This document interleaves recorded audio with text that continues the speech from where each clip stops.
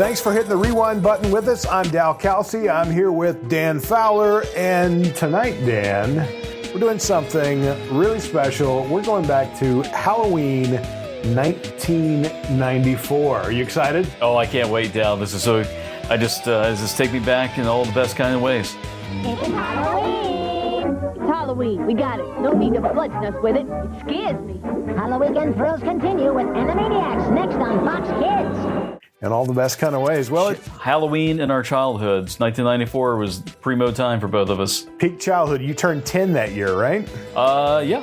So you were right at the cusp of the preteen years. Still interested in all the fun cartoons and other things that were going on at the time. Yeah. Might be a little sad to some because once I even hit third grade, that's when kids start looking at you like, you still play with toys, you still buy action figures, right? You still watch cartoons. You're a baby. You like those Power Rangers? We live in the South, Dal. Power Rangers were the devil. We weren't supposed to play with those. Oh, but that's okay. We still did. Now it's time for the Pizza Head Show. Hey everyone, I'm done trick-or-treating and now I'm gonna go for a pizza party at Pizza Hut. Yay! Not yet, Pizza Head. There's one more place to go. I don't think anyone's home. Sure there is. Hello, trick-or-treat! Interesting hieroglyphics on this pizza. Quick, Pizza Head, let's go upstairs. Hey, who is here anyway? It's your host, Count Steve. Oh, nice place. You gotta... I wanna go to Pizza Hut now! The Count will be happy to give you a lift. Oh, hey, put me down! Put me down! See you next time. Halloween 1994 took place on a rainy Monday night, and since we were going to spend the night inside, I was able to find some old TV guides from Halloween 1994 over on the Internet Archive.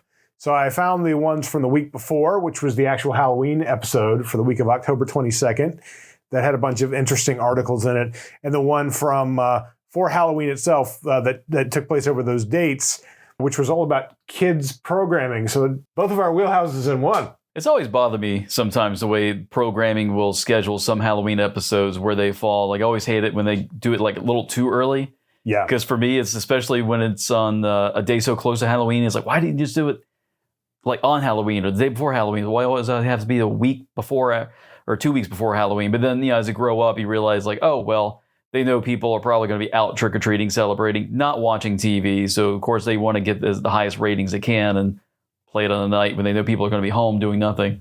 And, having worked in TV, it probably falls into what they've sold so far in terms of sponsorship. So Coca-Cola wants to be the sponsor for the Halloween episode, or it was probably McDonald's, actually.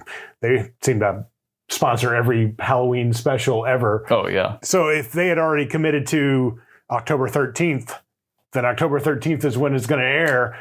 But I agree with you. I mean, I remember when The Simpsons for several years did the Tree Houses of Horror after Halloween. It would always be the week after Halloween for several years. Oh, that's right. Yeah, that was so weird how they did that. And not that it stopped me from enjoying it. I mean, I still love it, and you just get a copy of it, rewatch it on Halloween, the next Halloween. But yeah, that was always weird too. I forgot about that. The facts, the who, the when, the where, you get the fun. Best of times, and we will take you there. The one, there's nothing like us. Take a look inside. We're the one and only TV Guide. TV guides, were they a big thing for you when you were growing up? Yes, they were a big thing in my household growing up. It was the weekly little square magazine that you would buy from the grocery store that would tell you everything that's going to come on for the week, with a few additional articles about what it is that's coming on over the week, some behind the scenes information, critics telling you what to cheer or jeer. You were just asking me if they still sell them. They do still sell them. They sell them in magazine size now, like full blown magazine size. And my current household subscribes to them. So we do get them in the mail weekly. So they're still around. Okay.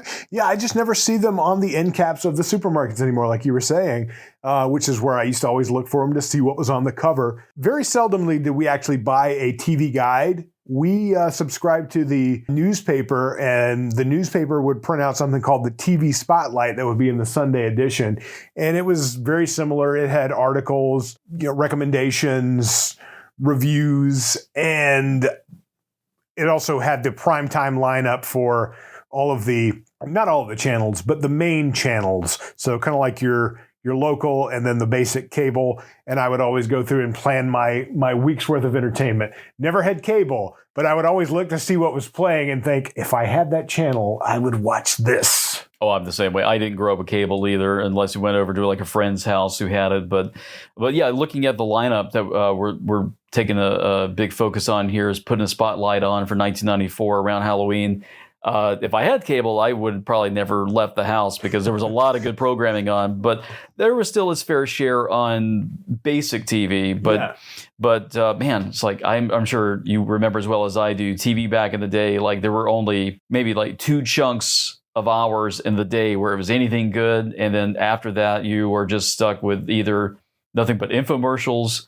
Yep. Or reruns of shows that you probably just have no interest in watching. Infomercials, soap operas, newscasts. There was a whole lot of blah. But around Halloween time, networks in the 90s did it big, especially Fox. Greetings, kiddies. We kick off our Halloween celebration with the sci-fi spooktacular Alien Nation Dark Horizon. Plus later, some twisted fun from your favorite Fox stars at Universal Studios Florida. So stay tuned. 1994 was the third year of something they would do in October, the week of Halloween, called Fox's Halloween Bash. And this year was really special because Elvira was supposed to be the host. It's that gal in the flesh, and not much else, Elvira, and welcome to the Fox Coors Light Halloween Bash. Supposed to be, but let's be honest. When we go back and look at the footage, the bumpers and the commercials that was promoting the Halloween Bash around this time, it was really kind of an ensemble of rotating personalities and talents that were on shows that Fox was putting on at the time. Like, yes, Elvira was there for some of it, promoting contests you could enter to win Universal Monster VHSs or something back in grocery stores. Look for me wherever you buy Coors Light and find out how you can win classic horror films. Click or treat. Yeah, I think studio tours of Universal Studios too. There were several little things she was pitching, and she was there because of the partnership with Coors Light. Oh, hi. Elvira here, finding great horror movies for the Coors Light Flick or Treat giveaway. Huh? We're giving away 50,000 videos, like the giant Gila monster, the wasp woman, or the brain that wouldn't die. Don't just stand there. Look for me this Halloween in a shocking display of specially marked Coors packages with film clips inside that tell you if you won. The Coors Light Flick or Treat giveaway. It'll be a scream. So they mentioned that every time that they were a sponsor of Halloween Bash. And then, like you mentioned, the cast of Party of Five, George Carlin from The George Carlin Show. Hi, George Carlin here, Universal Studios Florida, where they create all kinds of movie magic. This is the fly chamber. Didn't work for me. My fly's still stuck. Look at this guy. Wonder what he's screaming about. Maybe he can't find his hat. Amazing stuff, isn't it? You really got to hand it to him. I'm sorry. Yeah. And a couple of the cast members from Married with Children were all flown down to Universal Studios to film themselves in scary situations. That the Jaws ride, the King Kong ride, and stuff like that. Yeah. Coming up soon, more mayhem from your favorite Fox stars at Universal Studios Florida. As the Fox Halloween Bash continues. I think that was actually before Halloween Horror Nights was a thing, or at least what it became a couple of years later. See, that's where you're going to have to tell me more about that, because I still, sadly, to this day, had never been to Universal Studios. Hello, kiddies. Crypt Keeper here, master of ceremonies at Universal Studios. All new Halloween Horror Nights with new haunted houses to die for. You'll make some new fiends, play a starring role in a killer show, and lots more. One of these days, Dan, we'll take a road trip down there. I just went to Halloween Horror Nights most recently, last Halloween, and it's a fun thing. It's like you've been to Scarowinds where they transform Been to Scarowinds, yeah. We've been to Scarowinds. Yep. You and I have been there. That's just up the road from us in Charlotte, North Carolina. It's kind of the same thing. They shut down the park, and they've got scare zones set up for different horror movies, and they have different haunted houses, primo effects, and primo outfits, and they just do a really good job with the production value. But see, it sucks now, though, because I can't help but think I missed it when it was at its best. Like, I cannot ride the Jaws ride. I cannot see the giant King Kong knocking over whatever it was on that one particular ride. I cannot ride the Back to the Future ride or do the Terminator ride. It's like, I think it's all themed after like Harry Potter and Marvel superheroes and Jurassic Park now. It's like, I will never be able to go down there and watch Beetlejuice jam out with the Universal monsters while the Ghostbusters are after him anymore. It's like, that's... Now you can go beyond the realm of any movie into the future of live entertainment, where every adventure you've seen on the screen happens to you. This is no ordinary theme park. It's a real working motion picture and television studio, and you're the star. Come to the only place on Earth where everything that happens in the movies happens to you. I hate that I missed out on all of it. It still blows my mind. I have never been to Universal Studios, but I have been to Disney World once, and I still to this day cannot for the life of me remember why I did not go to the Haunted Mansion or the elevator ride, the Tower of Terror, I think it's called, where you go up and they drop you. Enter the all-new Twilight Zone Tower of Terror. Rising to the occasion of our 25th birthday, it's now twice the fright it was before. Thanks to a hair-raising new double drop. Travel to the height of fright in a haunted freight elevator for a gut-wrenching, faster-than-gravity freefall. Then rocket back to the top of the shaft and do it again. I mean, I was into horror movies. I would have been thrilled to go on those. For some stupid reason, I don't know why I didn't do those rides. Maybe they were shut down, but I don't remember. Yeah, Haunted Mansion was always a favorite of mine. When I was, even the last time I went to Disney World, took my wife down for her first visit there. Haunted Mansion's still a lot of fun to go through. But you mentioned not being able to experience King Kong. You still can experience King Kong. There is a Kong ride that does feature in the finale of the ride the old animatronic from the old King Kong ride. Oh, so it's still around. It's still around. It's not the same ride that it was in the 90s with the cable car and Kong like reaching in and shaking the car. And stuff. Okay. But there is a Kong ride based on the most recent movies, and you do get to see that giant animatronic at the end. So there's still hope. There's still hope. King Kong lives on the Universal Studios tour, and this time he wins. But as for this Halloween in 1994 is still in full swing, and you see it in the bumpers and promos with the actors from the Fox shows down there promoting that their Halloween specials are coming up. So just kind of pregame into what was the Halloween weekend for 1994. You and I thought we'd just do like a brief little summary of what was going on Monday through Friday of October 24th to the 28th of 1994. Do you want to start with what was going on? So my interest really peaked on October 25th. That was a Tuesday, and Disney Halloween was on the Disney Channel. When goblins play in Ghoul Show and dancing ghosts giggle and glow. You're a ghost. Silly old witches laugh in delight. Kids dress in costume to trick or treat through the night.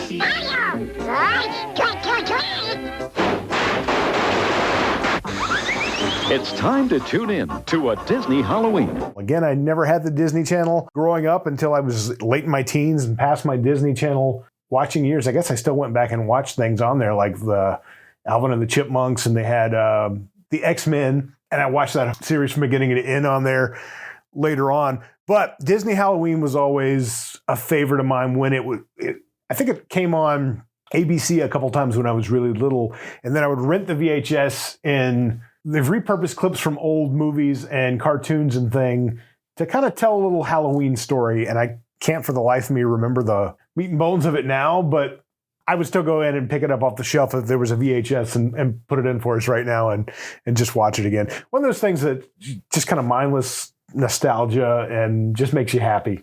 No, I totally get that. I get that. This is totally a nostalgia trip for me going through these TV listings for this week.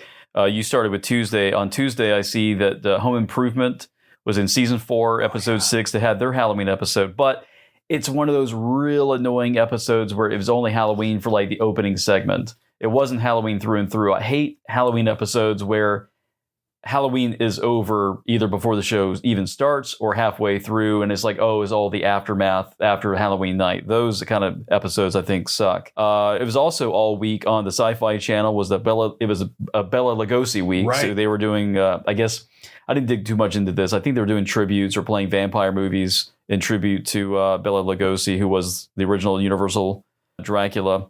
Also, the Wednesday, Gary Larson's Tales from the Far Side. I don't think a lot of people remember or know that the Far Side comic strip did have 2 animated shorts that were like 20, 22 minutes apiece. 2 specials, yeah. Yeah, 2 specials. And this was the first special that they aired in 1994.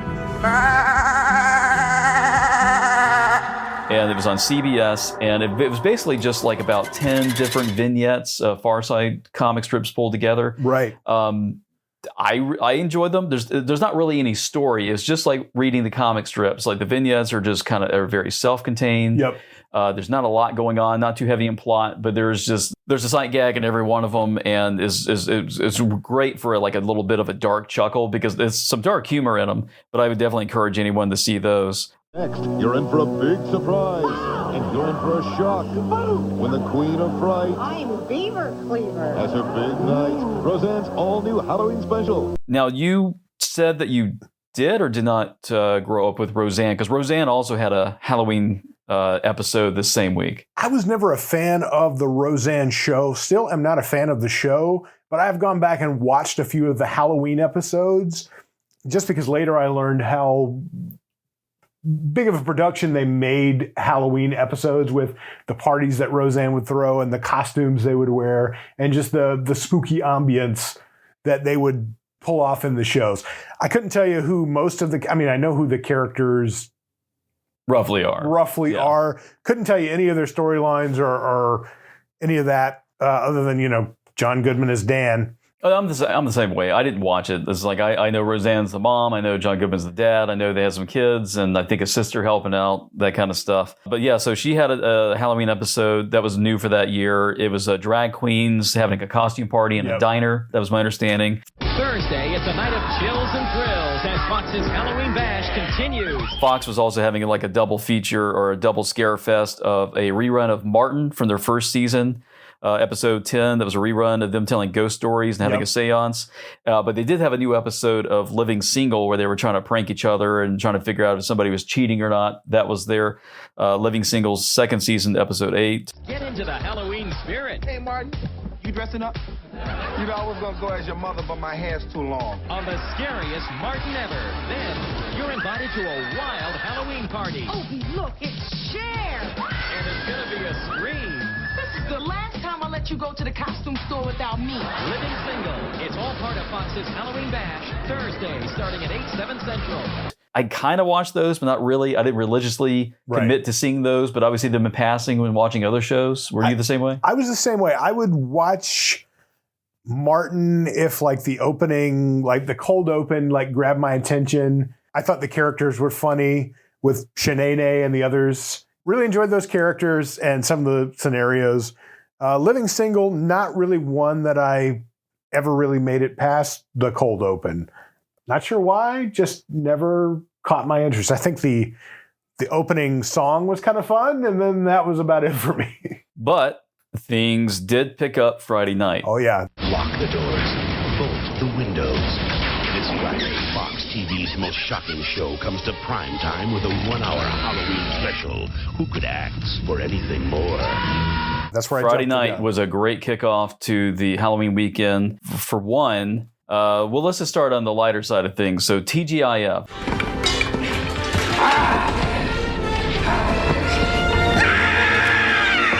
ABC, and that was 2 hours of like Full House and Dinosaurs and Family Matters and Step by Step and all these shows. Like it was a frequent 2 hours that would just kind of rotate shows in and out that were still in production at that time. Sabrina the Teenage Witch would come out a few years later that had some good Halloween episodes. But what was really cool about this TGIF was we had 2 Halloween episodes. One was Family Matters and the other was Step by Step. Now, out of the two, I'm a huge Family Matters fan. That's, to me, is my favorite sitcom of all time is Family Matters. And I love their Halloween episodes.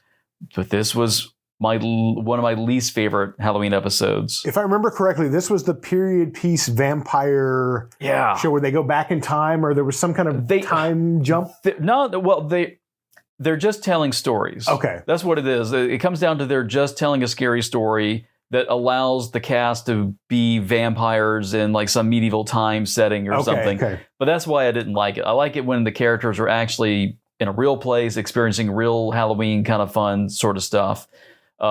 Just like, but even when in the later seasons when Steve Urkel is having the nightmares of the Stevel dummy coming alive and trying to kill him, it's like, I still like that because even if it's only a nightmare sequence for him, it still all takes place on Halloween. So it's still like Halloween decorations, people in costumes, candy and all that good stuff. So that to me is still enjoyable. But this episode, I got to put it down there with the Halloween episode where Steve Urkel tries to save a bank robbery. That was, I think, the first Halloween episode that they have where it's Halloween night and him and Laura kind of face off with the bank robbers, right? Yeah, that's the same episode. So that to me it's like it takes place in Halloween, which is cool, but I just didn't like how the whole episode was just this hostage situation in the bank, and that made it like not so Halloween-y anymore. But luckily, even though that wasn't one of my favorites, the step-by-step episode, which came before or right after Family Matters, that episode was a really, really good one. So in this episode, I think it's called The Wild Ones. Mm-hmm. And it was just a really fun episode because the whole house gets decorated for Halloween. If they throw Halloween parties, everybody's dressed up in costumes. There's all these memorable scenes. You got guests coming in, acting like Beavis and Butthead. Suzanne Summers is looking really hot as a cave girl. That is a great costume. Thanks. There you go. This episode has Michelle Williams being like a wild girl that tricks or peer pressures the middle-aged son into like going around egging houses, and he gets busted by the cops. Yeah, he got arrested, didn't he? Yeah. Check this out. I'm gonna take these eggs down the street and have some real fun. I presume we're not making Denver omelets for the neighbors? But not unless they want to scrape them off their front door. Come on, let's go. It was all a lesson about what to do, not to do about peer pressure and things you shouldn't do in Halloween. But it was a really good episode. And one of the cooler things was, as every one of these sitcoms at the time had their little goofball mascot. And you remember Step by Step had Cody. Hey, you guys! Killer news. You're not going to believe this. I'm getting in the Guinness Book of World Records. I have created a freak of nature. So did your mother. God, you're such a kidder. Who was Patrick Duffy's nephew.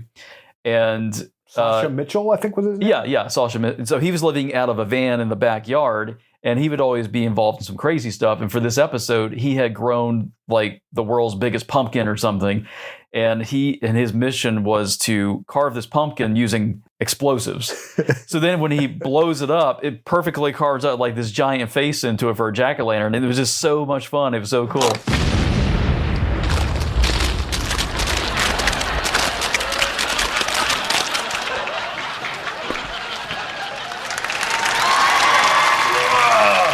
And then, as you know, if you skipped over to Fox at that same time Friday night, Fox was playing a double feature of Tales from the Crypt, followed by The X-Files. Tales from the Crypt. Then, some say it's an ancient legend. Each victim was ripped to shreds. But Friday, Oh my God. the legend returns to kill. The X-Files after Tales from the Crypt, part of Fox's Halloween Bash.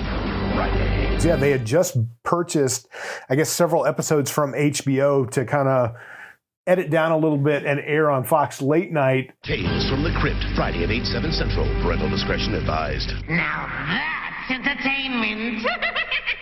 Did you see either of these episodes?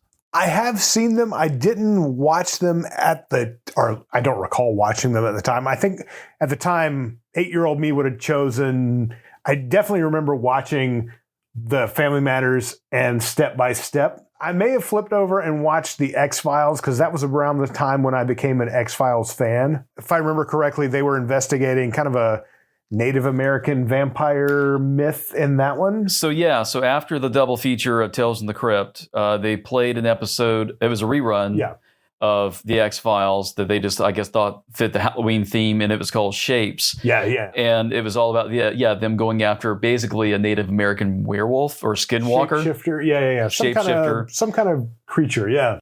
For centuries, Indians have believed in a creature that was half man, half wolf. Each victim was ripped to shreds. Friday, Oh my God. the legend returns. So I didn't watch the episode, mainly because, one, it didn't take place in Halloween, two, it was just a rerun. It's one of the Monster of the Week X-Files episodes, which were a lot of times my favorites. But the X-Files is one of those shows where pretty much every episode could have been a little mini horror movie. But it's one of those episodes you don't have to necessarily know what's going on with all the UFO stuff Correct, to enjoy. It's kind of its own self-contained Monster of the Week episode, like I said. Wasn't a mythology episode where you had to know any of the 17 other plot things that were going on in those other ones.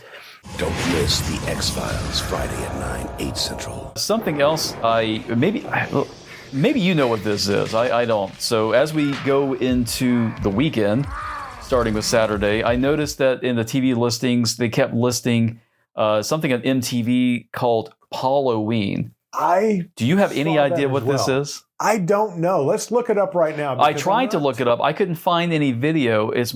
Now what I'm guessing is MTV, Pauly Shore used to be a TV DJ for MTV back in the day, but I think once he blew up big and had his own Pauly Shore show on MTV and was hitting it as a big star in the movies, I don't think he would have still been doing that kind of stuff in 1994 for MTV. So I'm not sure if this is a rerun or this was something that he was doing actively as maybe as a representative for MTV for Halloween that year.